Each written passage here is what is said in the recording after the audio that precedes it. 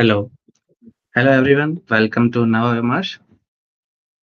Today we will be continuing with our series of Maharana and we will be reading chapter 8. In the previous live stream we had finished till chapter 7. We've got two guests here, Nina and our producer. Nina, anything you want to add? Namaste to all the viewers. Today we will be reading about Maharana Sangram Singh. Last time we had finished the text with Maharana Kumbha, and we should continue with chapter 8, just as Shekhar has said. Yes, thank you, Nina. Now, if you have anyone have any questions, so we will No, I continue with think the we can chapter. start off. Yeah. Yes.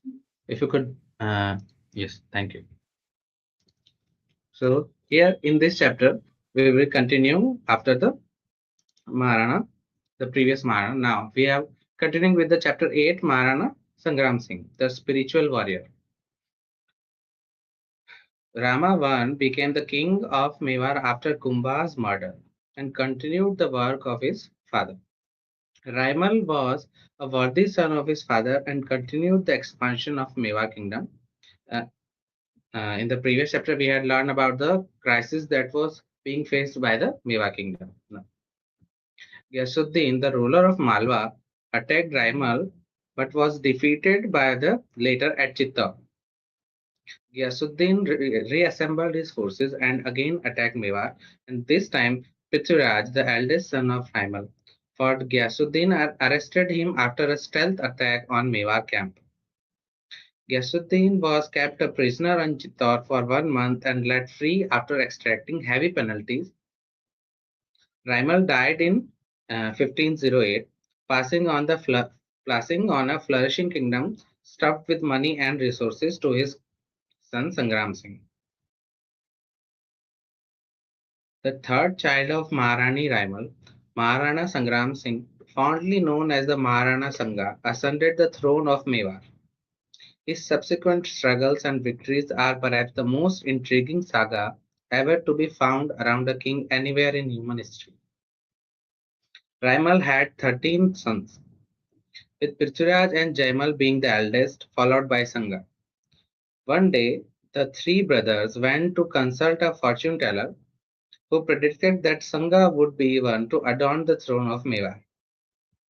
Prithviraj lost his temper and hit Sangha's right eye with the rear of his sword. This ruptured Sangha's eye and left him blind in one eye. Both the elder brothers attacked Sangha to kill him, but Sangha was saved by Surajmal, brother of King Raimal.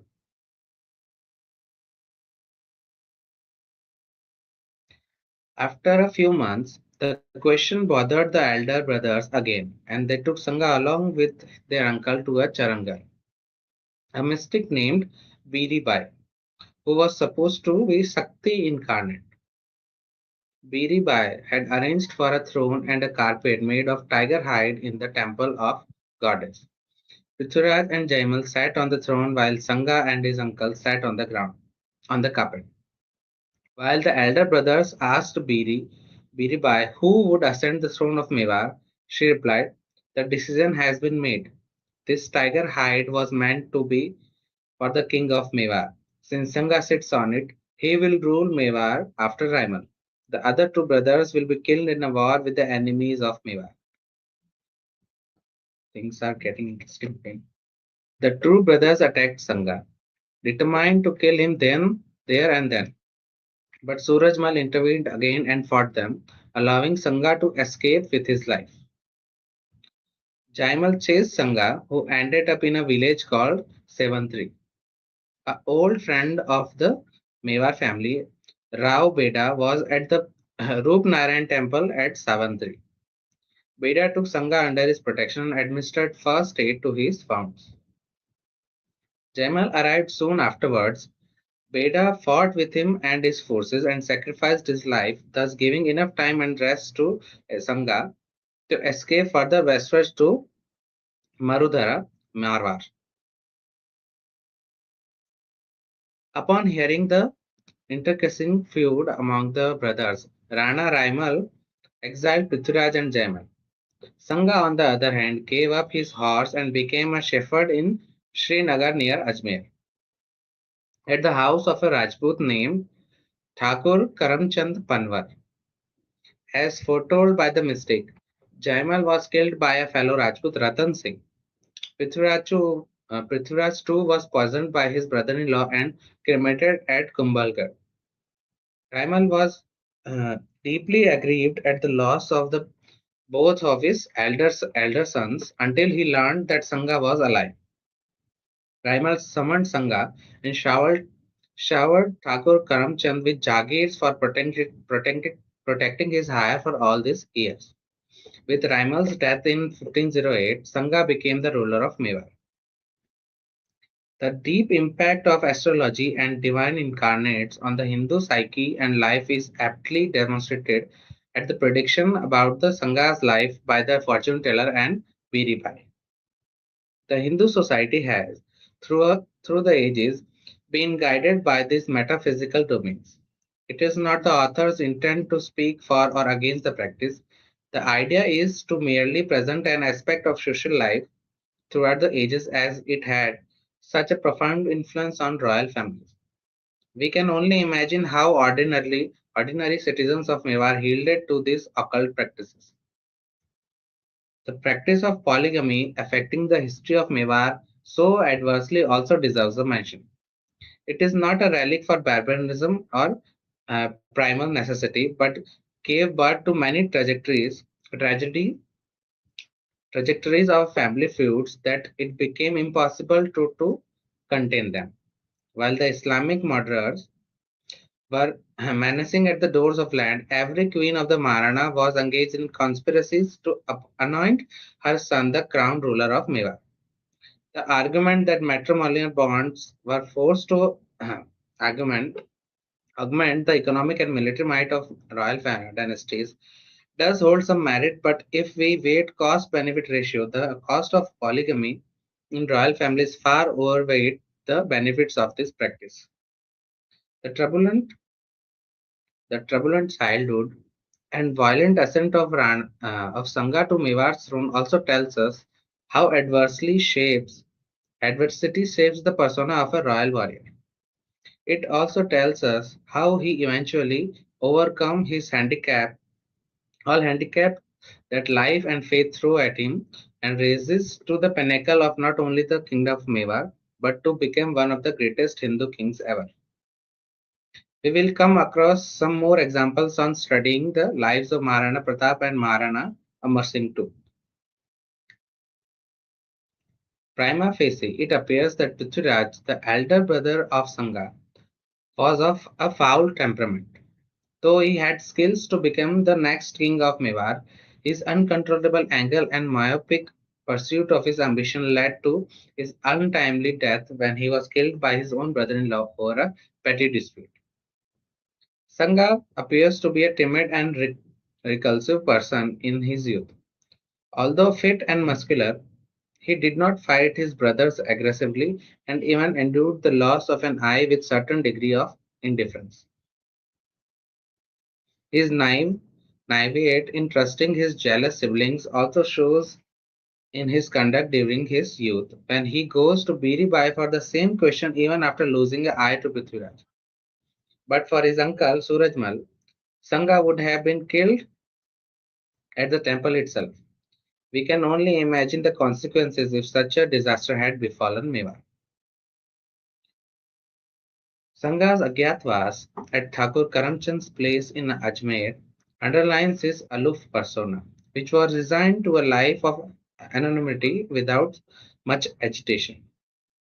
Though we also witness the metamorphosis of same mundane and disinterested person into one of the most aggressive warrior kings to have ever ruled not only Mewar but a substantial portion of the country at that time.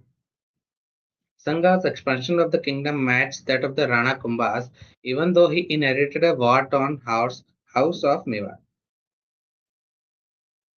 It establishes Sanga as a deeply spiritual and fiercely loyal servant of Mewar, as he, though uninterested in the throne, rose to the occasion and responded wholeheartedly when beckoned to war. As we travel further through the life of this amazing Maharana, who defeated the mighty Lodhis of Delhi and numerous other kings and sultans, we shall in realize in him the steely resolve, military acumen, and leadership skills of the highest quality seen anywhere. What must be underlined there is that the fact that courageous and fearless Sangha did not fight his brothers. Both the times he was attacked, he chose to escape instead of confronting his brothers. Maybe we can learn a very valuable lesson from Sangha that even if all is at stake, one never attacks his own family. In spite of losing an eye to his brother, Sangha forgave Prithviraj. Yet the same Sangha transforms into a fierce warrior than when confronted by Islamists and other enemies of Mewar. Maharana Sangha's life is a tale of how a beaten up prince overcome his physical and psychological handicaps and rose from a state of pathos and abashment to the highest pedestal. The central message of Sangha's life is that no defeat is final, no handicap cripples enough, no hardship sever enough of one's spirit, and inner resolve remain unbent to external adversities. Man has infinite capacity to recover from every setback in life. Once on the throne, Sangha immediately got down to the business of governing and expanding the borders of Mewar. After the Chauhans, Delhi witnessed an incensed civil war, unleashed successively by the dynasties of Gauri, Khilji, Slave, and Lodhi. Rana Sangha set out with 80,000 horses, 7 Rajas of the highest ranks, 9 Raos, and 104 chieftains bearing the titles of Raval and Rawat, along with 500 war elephants to conquer the vast territories of northern, central, and western India. The Prince of Ajmer, Prithviraj Kachwa, and Rao Ganga of Marwar paid homage to him. Raos of Ajmer, Gwalior, Sipri, Raisen, Kalpi, Chanderi, Bondi, Gurgaon, Rampur, and Abu served him as tributaries and held him as their chief. Sangha gave Karamchand Pawar, the Thakur, who had sheltered him, the grant of Ajmer and the title of Rao for his son Jagmal. It is quite remarkable that a prince who had so meekly surrendered his right as the heir of Mewar and was designed to live a life of anonymity, rose to become one of the strongest rulers of Mewar, under whom the expanse of Mewar resembled that of Rana Kumbha's reign. Strange are the ways of life. A meek person who would otherwise have been relegated to the dustbin of history, became the king of Mewar and took its glory to amazing heights. Sangha's ambition was countered by the surrounding Muslim kingdoms of Delhi, Malwa, and Gujarat. Now, Nina, if you want to continue. Yes, we can continue here from the conquest of Malwa. So, about Malwa. Malwa was a rich kingdom to the east of Mewar and was ruled by Nasiruddin. Nasiruddin died shortly after Sangha's ascent, and Mahmud Khilji too became the ruler of Malwa, assisted by Rajput chieftain Medini Rai. Malwa is the region basically in western Madhya Pradesh, you can say. So it is just on the Alongside border, Rajasthan border. eastern, Yes. eastern border of Mewar. So Medini Yes. Rai was an ambitious general, and soon his writ ran large over the affairs of Malwa. It was merely a matter of time before Mahmud and Medini fell apart. Medini took control of Malwa and exiled Mahmud, and Mahmud ran away to Gujarat and appealed to Muzaffar of Gujarat to help him to get rid of Medini Rai. Medini. So this Medini is an Hindu, correct? His name sounds like that.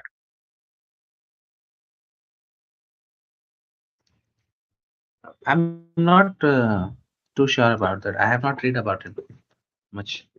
Okay, okay. I think he might be Hindu because the surname Rai is there. He is Hindu. He is That Rajput chief. So he is Hindu. I don't oh, know right, right. about I the missed. background. He's Hindi. He is, Correct. he is Hindu, Hindu. Hindu, but from which clan or which region we don't know. Or what was the his ambitions or the motivations we don't know. Ah, okay, I'll continue. Medini turned to Sangha for help and appealed that there was no man better than him and that if he did not assist his own race, who else would do so? Sangha consented to help Medini and attacked Mahmud Khilji to at Gagraun in CE 1519. The Muslim historians themselves maintain that as many as 30 army generals and thousands of soldiers of Khilji were slaughtered, and Mahmud himself was captured alive and taken to Chittor. Sangha took care of him and replaced him honorably on three conditions: reparations for all the expenses of the wars fought between Mewad and Malwa, surrender of a precious gold cap and belt belonging to the Malwa family, and three, a son of Mahmud Khilji would be stationed in Mewad court as a pledge for good relations. Notably, this is done in 1519, so this is the same year of Battle of Panipat as well. So there was an opposite outcome also. But one cannot The Hemu one. Hemu one. no, no. This is the first Uh, battle of Panipat. Babur and Ibrahim Lodi, they fight, no? mm, Hemu one yes. is second battle. Mm. Uh-huh. Okay, I'll continue. One cannot fathom the motive behind Sanga's act of leaving Mahmud Khilji alive because though Khilji could never damage Mewar directly, but for the rest of his life he kept joining the enemies of Mewar, thereby causing loss of life and property to Mewar. Mahmud never showed any gratitude towards Sangha for sparing his life. It must also be remembered that Mahmud Khilji's co-religionist Alauddin Khilji was responsible for the first Saka of Chittor when thousands of Hindu women committed Jauhar due to Alauddin's siege and when Rawal Ratan Singh perished fighting the Khiljis. Mahmud Khilji stayed loyal to the Ummah or Muslim Brotherhood and viewed Sangha as a perennial Hindu rival. This malaise of forgiving captured Muslim rulers by Hindu benevolence was eradicated only with Rana Pratap mercilessly slaughtering his enemies instead of yielding to the fake morality and individual glory at the cost and safety of Mewar. The main protagonist of the battle against Khilji was a Charan general called Haridas Mahi Yaraya, a very close friend of Sangha. Sangha was so pleased with Haridas that he offered him the fort of Chittor. Haridas, being a loyal friend, refused the fort and settled for 12 villages as Jagir for himself.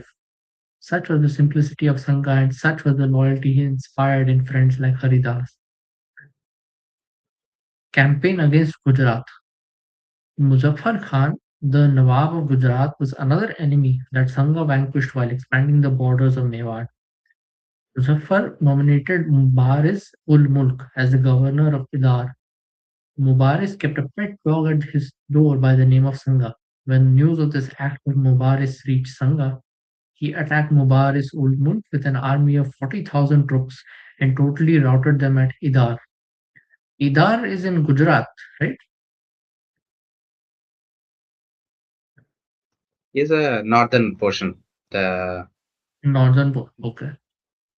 yes, the eastern. It's close to the all the where the Madhya Pradesh, Rajasthan, and Gujarat meet. That section, the Okay, okay. northeastern portion of Gujarat. Not far from Udaipur then. It should be No, not no, no. very far. Just across the border. Just across the border. Okay, okay. So the Muslim army escaped to the fort of Ahmednagar and locked themselves up in the fort. Muzaffar was livid with Mubarak for insulting Sangha and refused to offer any help. And here is a photo of the spikes on the gates of the forts in those days. A Rajput warrior, Dungar Singh, showed exemplary fighting skills in the siege and slaughtered a lot of enemies. Dungar lost most of his sons and brothers in this battle. One of his sons, Kanha, performed an unbelievable feat. The gates of the fort had sharp spikes as seen here, on them to prevent elephants from breaking the gates open. Kanha stood in front of the spikes and ordered the Mahout to let the animal loose on the gates. Though Kanha's body was crushed, but the elephant managed to break the gate of the fort. Sanga's army slaughtered the Muslim army, though Mubarak escaped with a few of his aides. Muzaffar then sent a force of 1 lakh cavalry and 100 elephants under Malik Ayaz and Imad ul Mulk to defeat Rana Sanga. Mahmud of Malwa, who joined them, and the huge army laid siege on the fort of Mandsaur, which was protected by a vassal of Sanga, that is Ashok Mal Rajput. Sanga too assembled an army of 1 lakh and came to the village Nansa near Mandsaur. Salhadi Tanwar of Raisen was the main general for Sanga in this battle. So in this battle, Ayaz was totally routed by Sanga and then he escaped to Gujarat. Mahmud of Malwa approached Sanga to get his son released from Sanga's captivity in lieu of meeting all the expenses of the war. Then we see the treachery of Bahadur Shah. After his defeat, Muzaffar stayed in Gujarat and didn't bother Sanga. But Gujarat was destined to play another sinister plot in Sanga's life. The second son of Muzaffar, Bahadur Shah, he left Gujarat and took shelter with Sanga. In reality, he was nursing grudges against Sanga for his slaughter of the Muslim army of Gujarat at Ahmednagar. Sanga's mother adopted Bahadur Shah as her son, who later became the king of Gujarat. After this is too much open mindedness towards them, letting him stay with them and so on, right? I don't know what was happening. It was like there was no foresight to see. It's like they were playing the games of like toys. They were playing with toys. It's like they were what they were doing. I'm just is beyond my understanding. They've let him go in this case as well back to Gujarat and so on. So yeah, They were not even they were playing the role of kings here. They were yeah, slaughtering their they're own just people concerned again with and their own again territory. because of the They're stupid just mistakes. concerned with their own territory in the end, I guess. Even the territory one, they were just killing their own people again and again, and their people were not getting anything again, for their loyalty. They were just giving their lives for them, and they Yeah, were repeating the true. same mistakes again and again. It's like there was some kind of scenario was happening there. I don't know what was happening because this myopic view I can still observe in people, and particularly this group. It is still there. It has not gone there Hmm. anywhere. I'll continue anyways. After Sanga's murder in CE 1528, Bahadur attacked Chittor in CE 1535 and destroyed it. The second Saka of Chittor happened because of the siege laid by Bahadur Shah. Sanga's simplicity and large-heartedness bred a snake like Bahadur Shah to have disastrous consequences for Mewar, like we just spoke. On one hand, this incident shows the naivete of Sanga and his mother. On the other hand, it also demonstrates the value system of a jihadi like Bahadur Shah. He had all the right to nurse a grudge against Sanga for the slaughter at Ahmednagar, to seek shelter and create place in the heart of the family of the enemy and then cause total destruction of that family adequately demonstrates that their value system has no place for loyalty and friendship over the commitment to spread and victory of their religion. The story of Bahadur Shah needs to be told only to underline the failure of Hindu loyalty, to understand this amoral and opportunistic behavior of Islamists. Bahadur Shah had an Islamic teacher, Sheikh Jiu, as his master. Bahadur told Sheikh about his desire to destroy Chittor as a revenge for Sanga slaughtering Muslims. Sheikh replied, "With the destruction of Chittor, you too shall be destroyed." Bahadur replied, "I don't care." Bahadur went to Sanga as a refugee and was accepted by him and his mother, the Jhali queen. Once a nephew of Sanga had invited Bahadur for dinner. Bahadur was attracted to one of the dancers. Seeing this, the nephew of Sanga mockingly said, "This damsel was taken in the loot of Ahmednagar." Bahadur lost his cool and cut the nephew into two pieces there and then. Rajputs leapt into on Bahadur for revenge, but the queen mother took out her dagger and proclaimed, "If anyone was to harm my son Bahadur, I will stab myself." This disease of hyper-sentimentality has infected Hindus for centuries. Even after seeing his true colors, the Hindu king and his family were blind to the truth about Bahadur. Rest has been told. Bahadur had his revenge and destroyed Chittor when his time came. Right. Pretty much everything we discussed was that. Hey, if you notice something in this particular case, they were using woman against the man. But see, if it had been someone other than the woman, uh, that guy would not have been left alive. And even if Exactly. Yeah. He also made himself close to the woman, yes, kind of and this is a strategically. particular phenomena, uh, which is present in all the Abrahamic religions. They will first tackle the woman, then they will go for the males. Hmm. But even then, it is still confusing why the woman will allow such a thing to happen. Because that nephew was also some kind of relation with her, no? Exactly. He was also like a son to her, if common sense Yeah. should dictate that way. Strange. Yeah, can't say much to that. So, yes, we should continue the next section. Annihilation of Delhi Sultanate. Sangha also recaptured the prestigious and impregnable Ranthambore from the imperialist general Ali and killed him. Sangha reached the Afghan city of Ghazni twice during his victory campaigns. Oh, is this true? He slew Firoz Shah Pathan to annex Nagaur. Thus, during It Sangha's was time, all over the Mewar northern extended. India. As far as Okay, okay. during his campaign, he had gone through the whole of Pakistan region, Afghanistan. He had also gone through Madhya Pradesh, even till Maharashtra. He had gone. Hmm. Either he Right, right. or his army somewhere, or he had gone through the whole UP section. There Himachal also. He was moving quite a lot. Thus, during Sangha's time, Mewar extended from Tila Khal near Bayana in the north to Malwa and Gujarat in the south, up to Sindhu River in the west, while the Aravalis formed the eastern boundary. 18 pitched battles were fought between Mewar and the forces of Delhi and Malwa, where two battles were fought frontally between Sangha and Ibrahim Lodhi at Bakrole and Khatawli. At Khatawli in c. 1517, Lodhi's army was slaughtered and his son was held captive.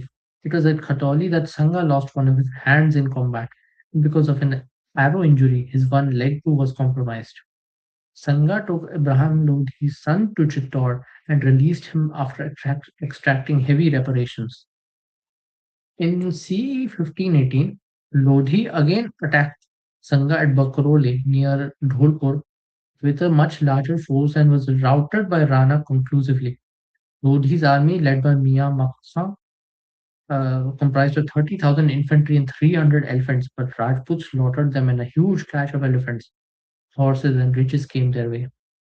Sangha was now in the vicinity of Agra and itching to release the heart of northern region from the clutches of Mlechchas. The victory over Ibrahim Lodhi was a crowning glory of Sangha's life. Rana Sangha was now the claimant to the heart of Bharat, and Mewad's imperial ambitions were unstoppable. Sangha materialized this ambition both by diplomatic means and military efforts. It was at this time of the might and expanse of Mewad's Rana Sangha that the Chagatai Uzbek Babur invaded India's northwest frontiers. A big misconception that has been circulated in the history of teaching of our nation is that Sangha invited Babur to invade India with the idea of defeating Ibrahim Lodhi unitedly. It defies logic that Sangha would have invited Babur to defeat Ibrahim Lodi, whom Sangha had single-handedly defeated already at Bakrole, Khatawli, and Dholpur. There is no reference to such a letter by Tod, Shyamal Das, Rajendra Bhatt, or any prominent historian in their works. In fact, R.C. Majumdar quotes Firishta in his book that Sultan of Gujarat, Muzaffar Khan's general, Imad ul Mulk, sent such a letter of help to Babur. This letter was intercepted by the ruler of Dungarpur, who was a vassal of Sangha. Sangha sealed a treaty with the Gujarat Sultan, and thus, instead of a Gujarat Mughal treaty, the Gujarat Mewad treaty was signed. This is also a kind of um, a bone of contention that why would they sign a treaty with their own kind of arch enemies? It was a false flag, no? So Hmm. it will give. They will the rulers, the ruler of Gujarat will be in a comfort zone. He will be expecting like no one will attack him because he will have an enemy or a friend on the other side of the enemy. So Yeah. um, uh, the So Mewar would be in you can between imagine a the picture Mughals and that the Gujarat. Rana Sangha has conclusively defeated Delhi, Ibrahim Lodi. He has conclusively defeated Malwa as well. So his north and east are completely subdued. But at the south, he kind of is too soft on Gujarat. That is one thing that is left over, I guess. Uh, g- in the particular case of Gujarat, it is very hard to campaign here in Gujarat because there is no fresh water, the water sources for the army just to sustain themselves.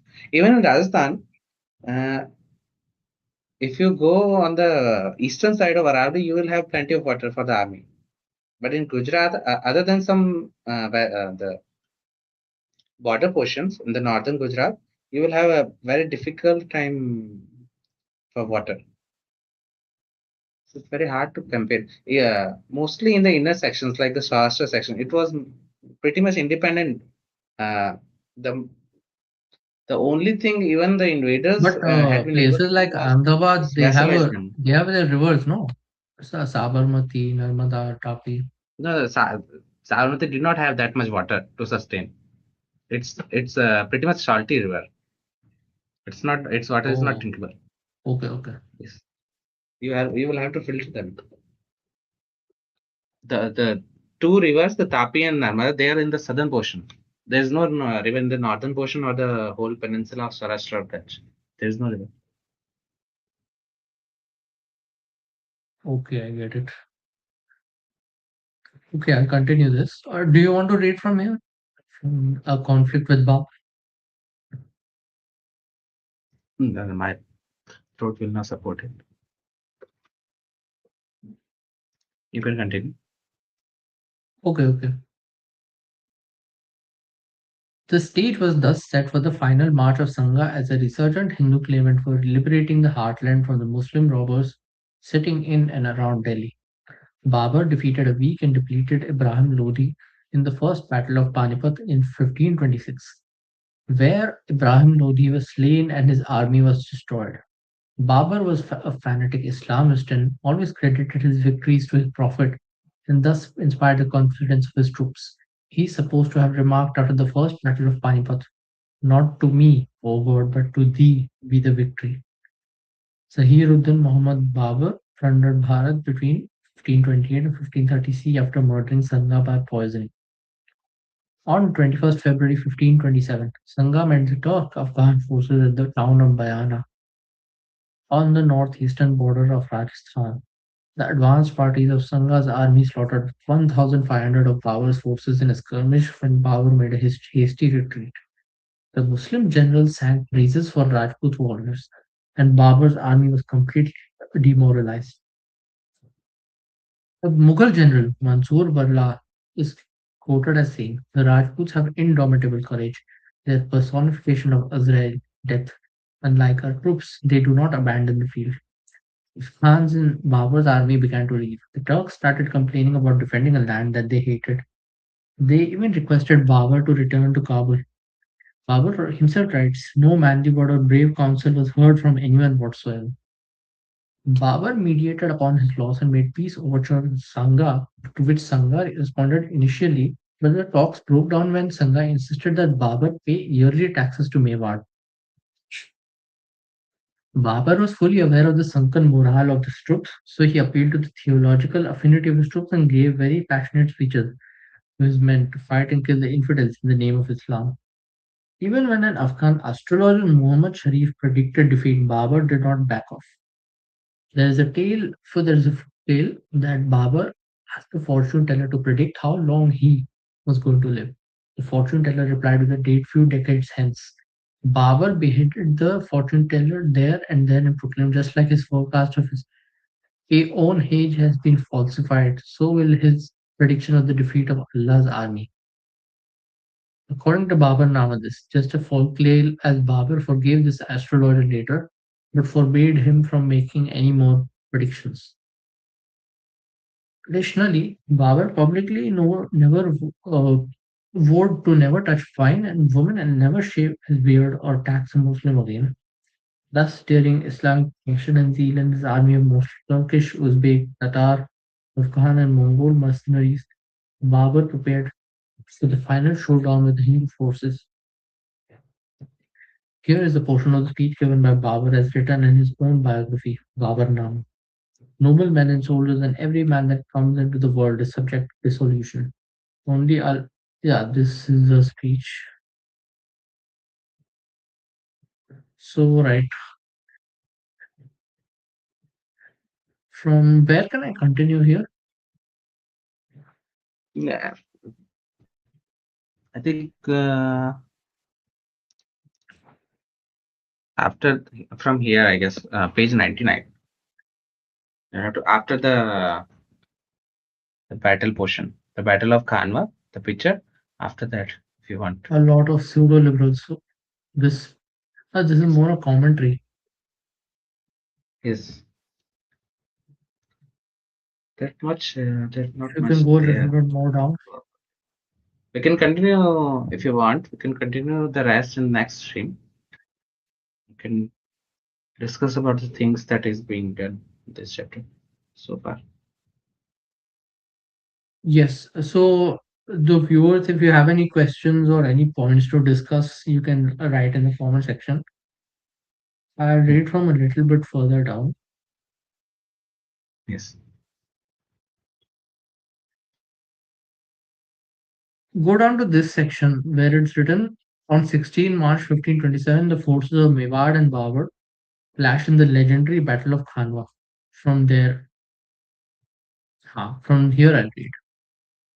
Khanwa is indeed the most decisive battle to have been fought between Hindus and Muslims in the subcontinent. Sangha led an army of 2 lakhs against 90,000 of Babur. The battle began very early in the morning. A very lethal and smart warrior tactic. Surprise awaited Sangha and his forces in the form of Mughal cannons equipped with their firepower. The Rajputs were totally bewildered by the might and effects of gunpowder. Thousands of Sangha's forces collapsed and horses and elephants rampaged backward on his own army. Then the Rajputs came up with a mind-numbing solution to the cannons. Rajput soldiers and chieftains sunk their heads into the blazing cannons, thus rendering them useless by studding them with meat and blood. The Mughals were astounded to see this extreme act of valor by Sangha's army and tide started turning in favor of the Mewar army. A very lethal war tactic among Muslim invaders was to defeat the best dozens of their archers, secured by guards who search for the enemy king or leader and bombard him with a barrage of arrows to incapacitate him, or eliminate him.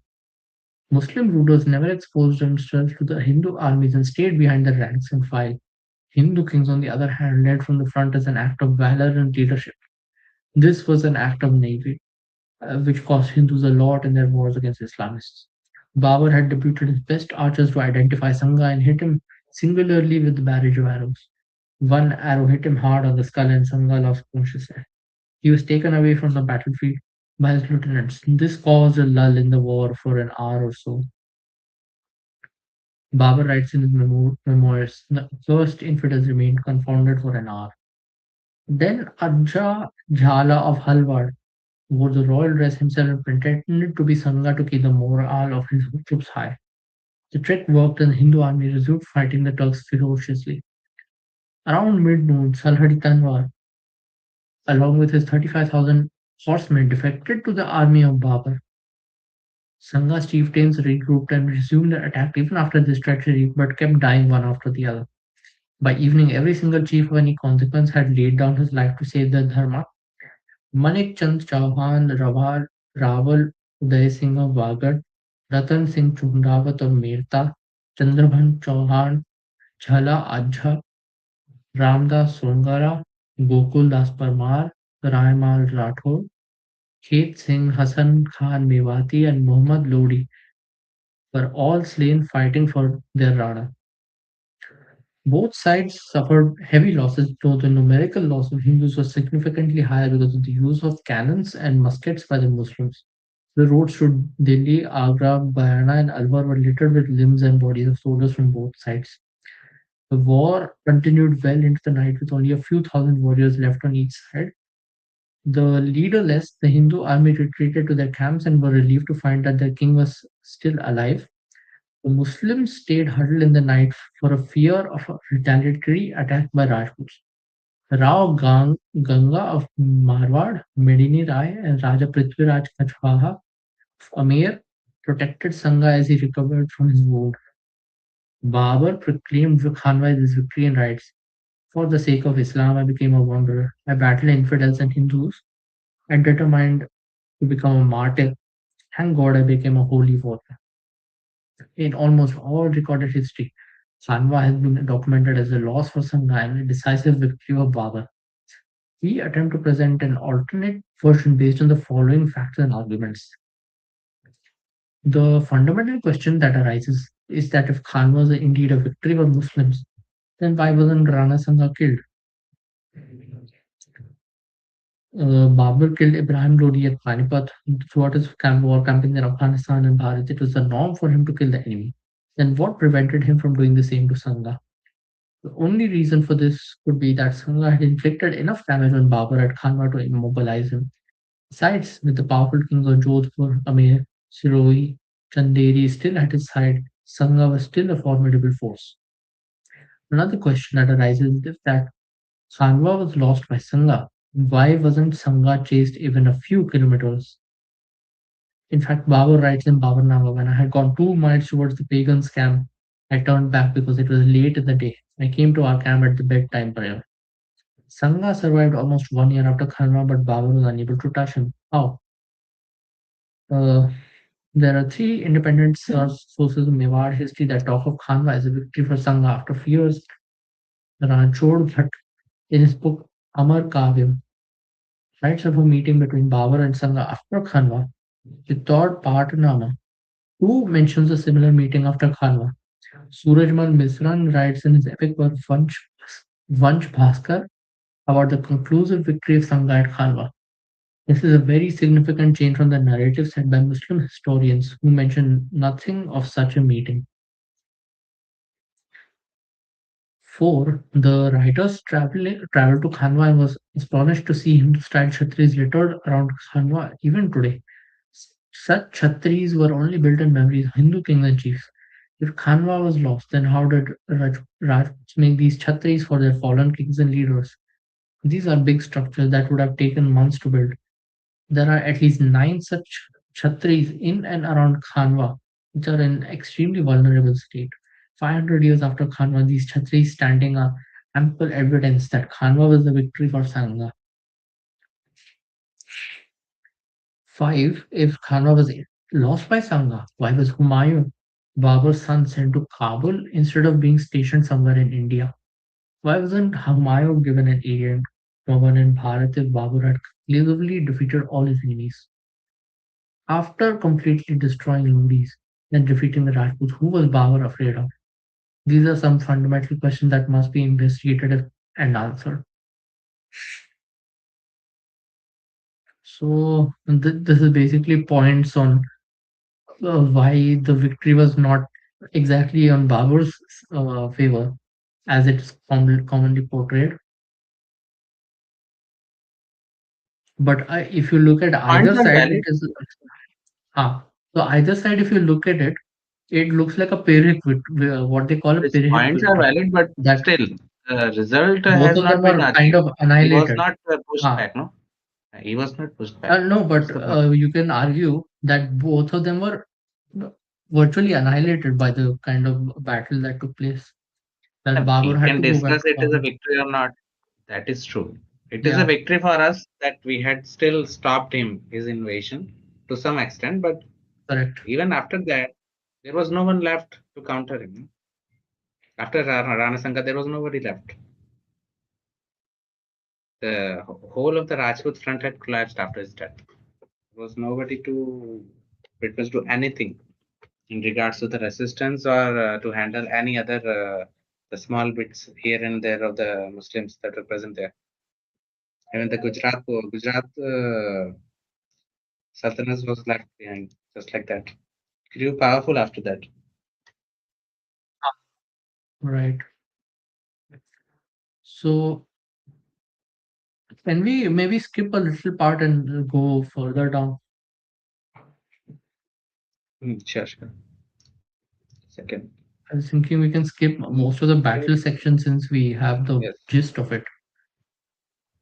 Yes. Further He's down. just going I'll for tell the you where to stop. arguments. Yeah, yeah. He's Yes. just giving the arguments. Yes. Mm, Just where the Rana had gone and where his samadhi was chosen. He was putting all the information about those and that. Here is talking about the Go further down. contemporary situation. Yeah, yeah. Yes. He comes back to the topic little further down.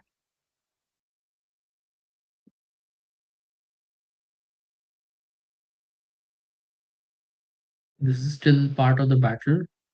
Little bit more Yes. down.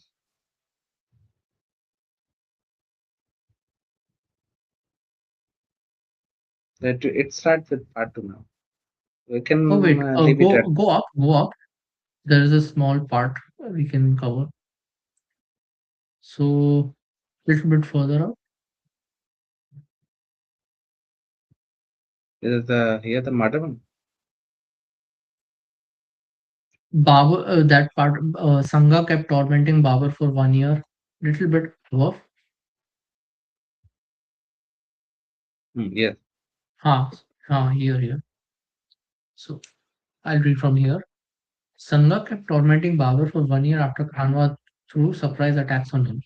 Babur writes in Baburnama that he was terrorized to travel around Agra and Delhi, since Rajputs can attack him anytime. Babur could only relax after Sangha had been murdered. Babur too died on 27 December 1530, within 2 years of Sangha's murder. Thus, he could not take any significant advantage from Sangha's demise, except causing plunder in North India and Bengal. He is said to have been poisoned by Ibrahim Lodi's mother. All the stories about Babur offering his life to the divine above in lieu of life of Humayun are just that, stories. At least the writer didn't find any evidence for this concocted tale. In fact, the only reason for this concoction could be to show these psychotic murderers as humane and civilized. Back in Mewad, Sangha's murder proved only to be the downward turning point in Rajput dominance, not only in Mewad but in entire Bharatvarsh. The consequences of Sangha's murder were even more devastating for Hindus than the loss at the Battle of Tarai by Prithviraj Chauhan in CE 1192. So here are some points about the consequences essentially. When we go down, yeah, I think that was pretty much it.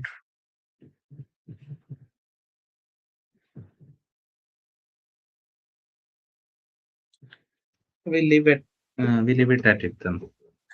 We will continue the Yeah, second part in this is the next basically the chapter. section on, yeah, Maharana Sangha.